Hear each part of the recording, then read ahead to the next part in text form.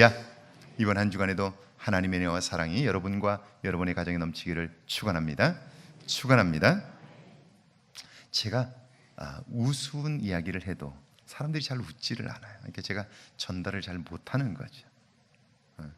준비를 하고 한번 웃을 준비를 하고 들으시면 좋겠습니다.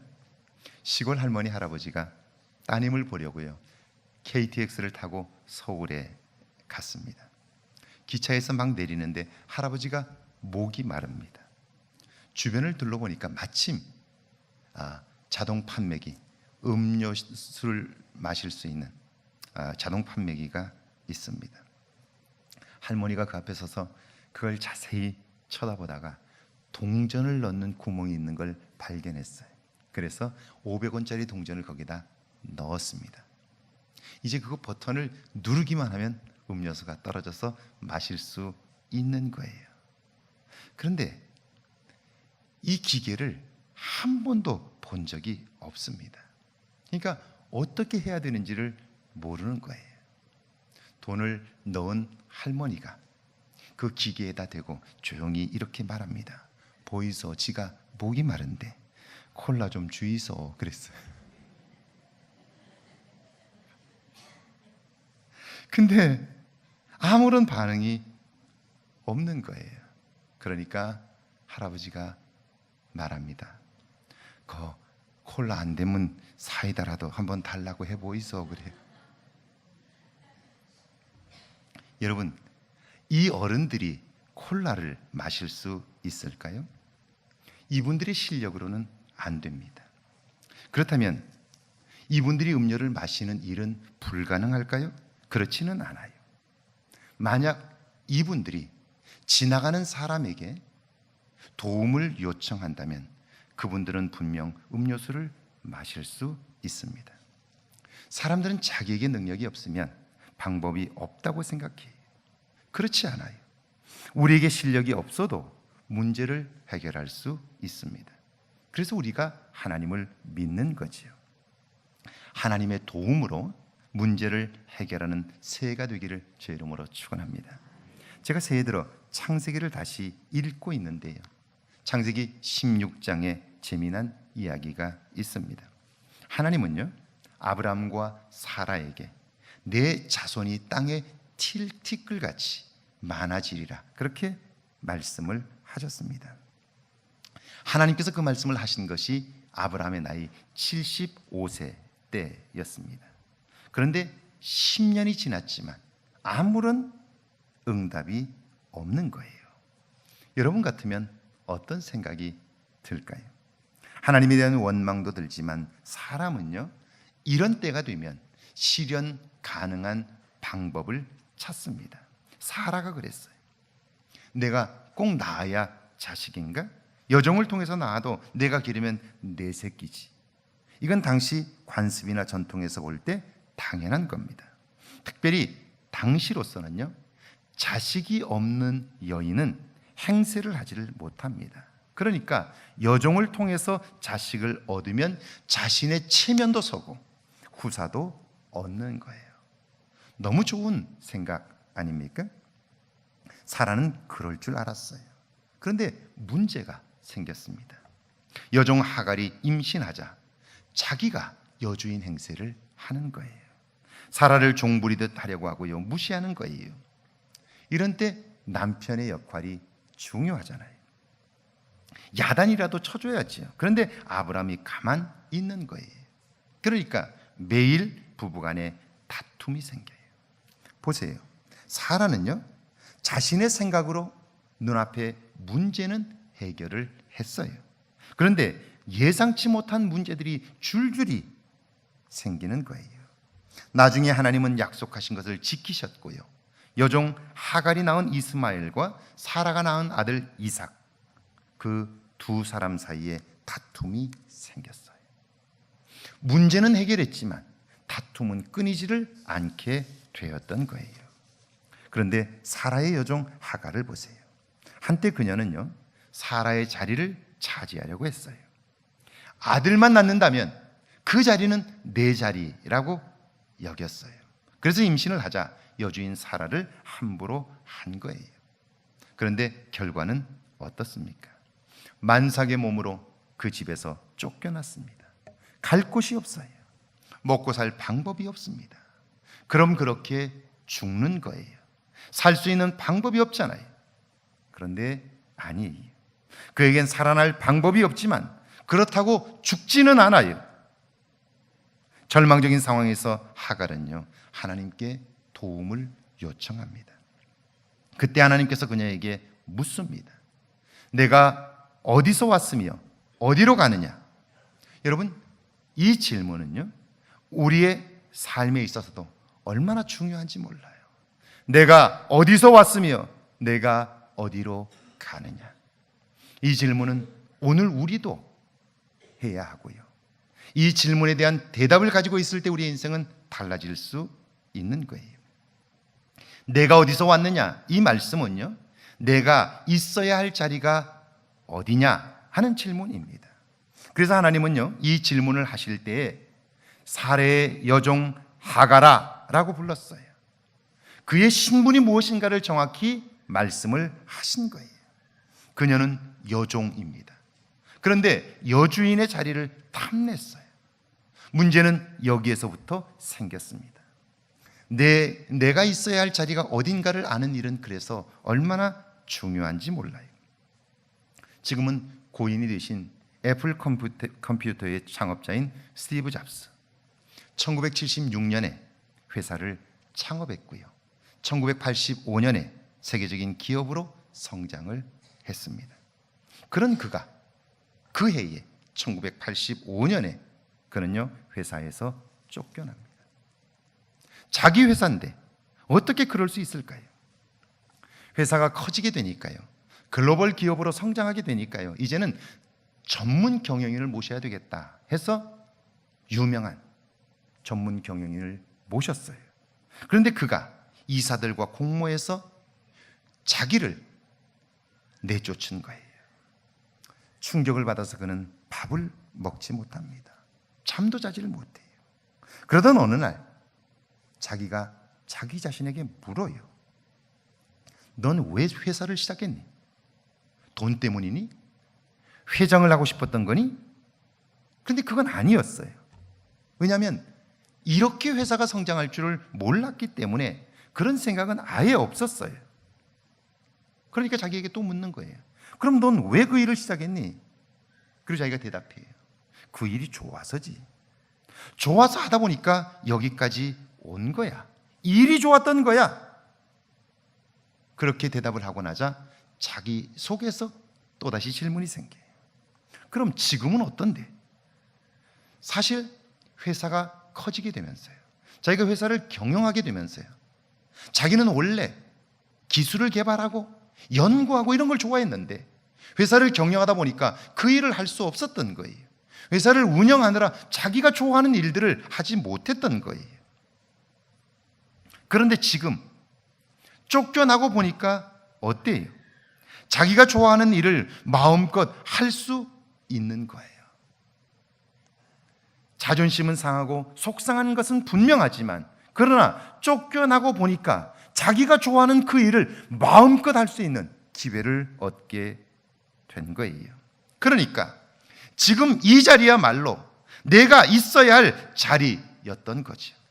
그래서 그는요, 새로운 연구를 다시 시작했고요, 나중에 그 회사를 다시 접수할 수 있었던 거예요. 그래서 그는요, 2005년 스탠포드 대학 졸업식에서 유명한 연설을 해요. 그 연설의 핵심 요지는 두 단어로, 두 문장으로 정리할 수 있는데요, Stay hungry, stay foolish. 제가 그냥 그의 삶을 놓고 이 문장을 번역한다면, 가난한 시절을 잊지 마세요. 조금은 바보같이 사세요. 이게 그의 스탠포드를 졸업하는 학생들에게 주었던 그의 인생의 고백인 거예요. 가난한 시절을 잊지 마세요. 우리는 예전의 삶을 다 잊어버려요. 그리고는요, 똑똑하게 산다고 말하는데 사실은 그 똑똑함이 내 인생의 문제를 계속해서 만들어내는 거예요. 사라가 그랬고요, 하갈이 그랬잖아요. 아브라함이 그렇잖아요. 조금은 어리석게 사세요. 조금은 바보같이 사세요. 이게 이 스티브 잡스가 자기의 인생을 통하여 발견한 그 놀라운 비밀인 거예요. 그 뒤에 그의 연설을 들어보면 자기는 회사에서 쫓겨나고 나서 가장 소중한 것 3가지를 얻었다고 그래요.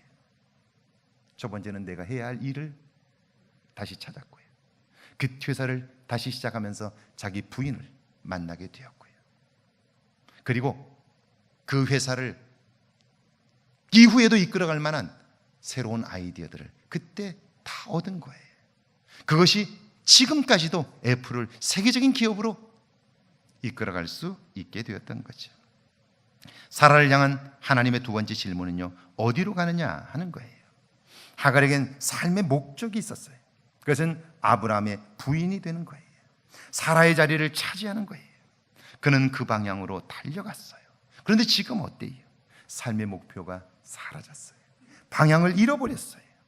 그의 인생이 지금 표류를 하고 있는 거죠. 여러분의 삶의 목표는 무엇입니까? 그저 자식을 잘 키우고 잘 먹고 사는 것입니까?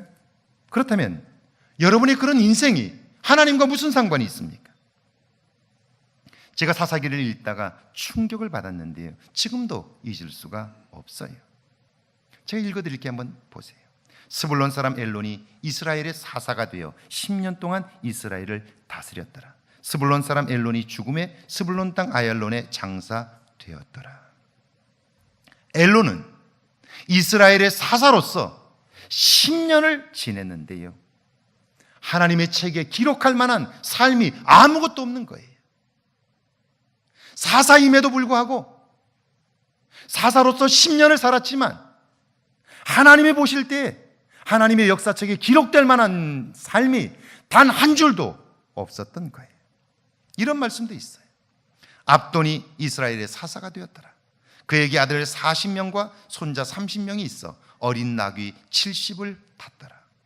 하나님의 일을 하라고 사사 직분을 줬는데 자식 키우고 손자 본 것 말고는 한 게 없어요. 이게 얼마나 부끄러운 일입니까? 집사로, 권사로, 장로로 부름받은 여러분의 삶은 하나님의 역사책에 어떻게 기록될까요?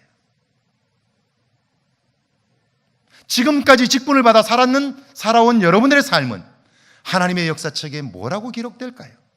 기록될 만한 삶이 여러분에게 있습니까? 그렇다면 여러분의 삶은 혹시 표류하고 있는 것은 아닙니까? 오늘 구약의 본문을 한번 보세요. 창세기 20장 11절인데 우리 한번 같이 읽습니다. 11절 말씀입니다. 함께 읽습니다. 아브라함이 이르되 이곳에서는 하나님을 두려워함이 없으니 내 아내로 말미암아 사람들이 나를 죽일까 생각하였으며. 창세기 20장 1절에 보면 아브라함이 20년 이상을 살았던 땅 헤브론의 마므레를 떠나서 블레셋 족속이 사는 땅 크랄로 왔습니다. 아브라함이 왜 그 땅을 떠났을까? 학자들은 그가 떠날 수밖에 없었던 현실적 이유 2가지를 이야기합니다. 그 첫 번째가 헷족속의 침입입니다. 성서 고고학을 연구하는 학자들에 따르면요, 성경에 나오는 이 헷족속은 기원전 18세기 철기 문명으로 위대한 제국을 건설한 히타이트 족속의 선조가 바로 이 헷족속이라고 말합니다. 그들은 강력하고 잔인한 군대를 가졌는데 아브라함이 살고 있었던 그 땅을 위협하는 거예요. 아브라함으로서는 자신과 가족들의 생명을 보존하기 위해서 그 땅을 떠났던 거죠. 2번째 이유는요, 더 풍요로운 삶을 살기 위해서입니다. 창세기 26장에 보면 이삭이 사는 그 땅에 흉년이 들었어요. 가뭄이 왔어요. 그러니까 먹고 살 수 없게 되자 이삭은 가족들을 이끌고 그랄 땅으로 가게 됩니다. 이 말은 지금 아브라함이 이주한 그 그랄 땅은 초지가 넓고 상업이 발달하여 돈벌이가 괜찮은 거예요. 그래서 잘 먹고 잘 살기 위해서 그곳으로 간 거예요. 그런데 어때요? 그곳은요, 이미 도시국가 형태로 체계가 잡혀 있어요. 왕이 있고요, 군대가 있습니다. 당연히 이방인의 출입을 엄격하게 통제하는 거예요. 그러니까 아브라함으로서는 두려울 수밖에 없는 거죠. 그런데 여러분, 우리가 읽은 본문 바로 앞에 창세기 19장이 있습니다. 내용은요, 소돔과 고모라의 멸망입니다. 소돔과 고모라의 멸망 사건, 이걸 통해서 하나님이 무엇을 말씀하고 계실까요? 롯이 그 땅에 살게 된 것은 그곳이 좋아 보였기 때문입니다. 물이 넉넉하고 초지가 넓어서 그곳을 택한 거예요. 한마디로 말하면 오랫동안 잘 먹고 잘 살기 위해서 그 땅을 선택한 거예요. 그런데 어떻습니까? 롯이 그곳에 들어간 지 얼마 지나지 않아 가나안 북쪽 연합군이 침공해서 재산을 빼앗았고요. 롯과 가족들은 모두 다 포로로 끌려갔습니다. 아브라함이 하나님의 도움으로 쫓아가지 않았다면 그는요, 평생 노예로 살 수밖에 없습니다. 그뿐 아니라 소돔과 고모라는 죄악으로 인해서 유황과 불이 비같이 내려 망하고 말았습니다. 소돔과 고모라 사건을 통해서 하나님은 분명하게 말씀하셨어요. 생명은 하나님이 지키신다는 거예요. 할렐루야. 내가 내 생명을 지키는 것이 아니라 하나님이 내 생명을 지켜주시는 거예요. 이걸 말씀하신 거예요. 그것뿐 아니라 풍요와 번영만 쫓아가면, 오늘로 말하면 편리함만 쫓아가면 하나님을 볼 수 없어요. 그러면 망한다는 거예요. 하나님은 아주 분명하게 말씀하셨지만 아브라함은 그걸 잊었어요. 정말 얼마 전에 하나님께서 그 사건을 보게 하셨고, 그리고 그 사건을 통하여 말씀하셨지만 아브라함은요, 그걸 까마득히 잊어버린 거예요. 왠 줄 아세요? 11절 한번 다시 읽습니다. 11절입니다. 함께 읽습니다. 시작. 아브라함이 이르되 이곳에서는 하나님을 두려워함이 없으니 내 아내로 말미암아 사람들이 나를 죽일까 생각하였으며, 내 생각이 앞서면요, 하나님이 안 보여요. 하나님이 안 보이면요, 문제가 두렵고요, 두려우니까 인간적인 방법을 사용하게 돼요. 그러면 문제는 점점 더 심각해져요. 제가 수요예배를 준비하고 있는데요, 2018년 전반기에는 어떻게 하면 영적인 삶, 오늘 내 삶을 초월하는 삶을 살 수 있을까를 생각하면서 지금 수요예배 준비를 하고 있어요. 그 내용의 핵심은요, 우리의 생각을 하나님이 다스리지 않으면 우리의 삶은 예전의 삶에서 결코 벗어날 수 없어요. 생각이 하나님의 다스림을 받아야 한다는 거예요.